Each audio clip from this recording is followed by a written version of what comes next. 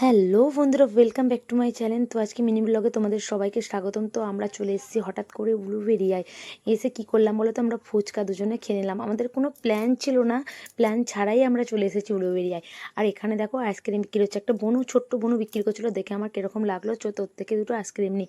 তো দুটো আইসক্রিম দুজনে আমরা নিয়ে নিলাম। আইসক্রিমটা খাওয়ার পর আইসক্রিমটা আমাকে দিয়েছে, আমি খেলাম। খেতে খেতে বলছি যে তোর আইসক্রিমটা ভালোই আছে। তো ওখান থেকে সোজা চলে গেলাম গঙ্গার ঘাটে।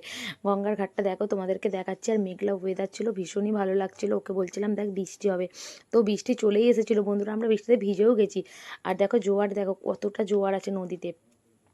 আর ওখান থেকে সোজা চলে গেলাম মন্দিরে। মন্দিরে যাব না, এসেছি বলো, মন্দিরটা তোমাদেরকে দেখাচ্ছি। এর আগের ব্লগেও দেখিয়েছিলাম। আর এখানে সোজা মন্দিরের ভেতরে ঢুকেছি আজকে আমি। দেখো ভেতরে মায়ের কাছে আমি যেহেতু পুজো দেবো, এরকম কোনো প্ল্যান ছিল না, তো আমি শুধু পয়সাটা দিয়ে নামটা সংকল্প করেছি।